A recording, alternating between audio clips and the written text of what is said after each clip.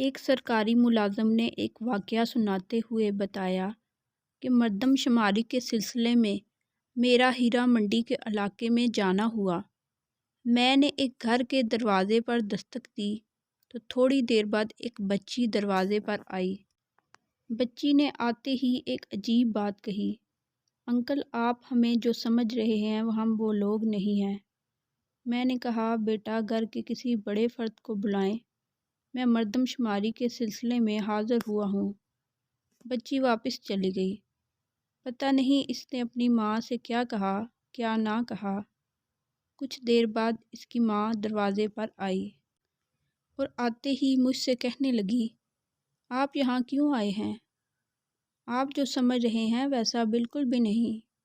مہربانی کر کے واپس چلے جائیں، ورنہ ابھی یہاں لوگوں کی قطاریں لگنا شروع ہو جائیں گی۔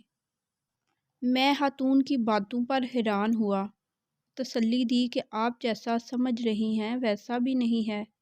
میں گورنمنٹ کی طرف سے مردم شماری کے سلسلے میں یہاں حاضر ہوا ہوں۔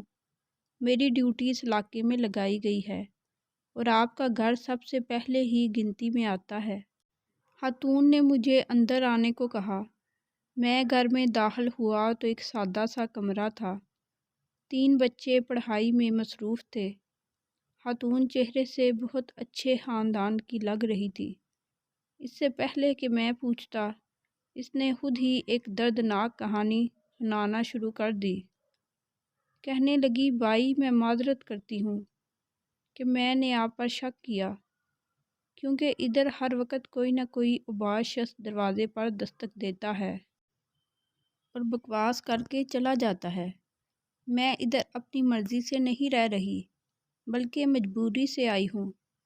میرے والد صاحب ایک ٹیچر تھے۔ میں اس وقت صرف 8 سال کی تھی جب ان کا انتقال ہو گیا۔ والد کے انتقال کے بعد میرے چچا نے میری پرورش کی۔ چچا نے مجھے اپنے بچوں سے کم نہ سمجھا، لیکن میری چچی کا مجھ سے رویہ ٹھیک نہیں تھا۔ شاید وہ میرے ادھر آنے سے خوش نہیں تھی۔ میری آزمائش اس وقت شروع ہوئی جب چچا کا انتقال ہوا۔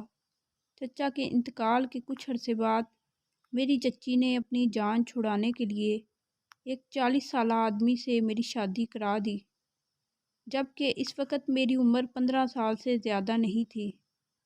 وہ آدمی زمیندار تھا، پہلی بیوی سے اولاد نہیں تھی۔ مجھے یہ نہیں بتایا گیا تھا کہ پھیپھڑوں کے کینسر میں مبتلا ہے۔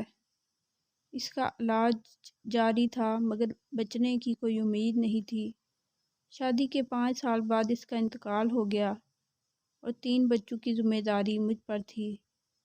میرے شوہر کا بڑا بھائی کچھ کاغذات لے کر میرے پاس حاضر ہوا اور کہنے لگا کہ یہ جائیداد کے کاغذات ہیں، ان پر دستخط کر دو۔ اس نے دھوکے سے ساری جائیداد اپنے نام کروا لی اور پھر مجھے گھر سے یہ کہتے ہوئے نکال دیا کہ بھائی صاحب نے اپنی ساری جائیداد اپنے علاج پر لگا دی تھی، اب ادھر واپس مت آنا ورنہ بچوں سمیت تجھے مار ڈالوں گا۔ میں وہاں سے ڈری سہمی ہوئی چل پڑی۔ مجھے خود معلوم نہیں تھا کہ میری منزل کہاں ہے۔ ایک بس پر سوار ہوئی جو لاہور جا رہی تھی۔ بغیر کچھ سوچے سمجھے میں بس پر سوار ہو گئی۔ ادھر پہنچی تو آدھی رات کا وقت تھا۔ میں ایک ایسے علاقے میں آ گئی جس کے بارے میں نہیں جانتی تھی۔ یہ بازار حسن کا علاقہ تھا۔ میں ایک گھر کے دروازے پر بیٹھ گئی۔ صبح کے وقت ایک بوڑھی عورت نے مجھے دروازے پر بیٹھا دیکھا تو میرے پاس آئی۔ اس نے مجھے دیکھتے ہی کہا، بیٹی لگتا ہے بڑے حادثے سے گزری ہو۔ وہ مجھے اپنے گھر لے گئی اور پچھلے 2 سالوں سے مجھے اپنے گھر کے ساتھ والے مکان میں پناہ دی ہوئی ہے۔ وہ مجھ سے مکان کا کرایہ بھی نہیں لیتی اور میرے بچوں کی پڑھائی کا خرچ بھی اٹھا رہی ہے۔ مجھے تو یقین ہی نہیں آ رہا کہ دنیا میں ایسے لوگ بھی رہتے ہیں۔ میں اس بازار حسن میں رہتے ہوئے بھی اس کا حصہ بالکل بھی نہیں بنی۔ کچھ اوباش آدمی میرے دروازے پر دستک دیتے ہیں مگر عزت افزائی کے بعد یہاں آنے کی جرات نہیں کرتے۔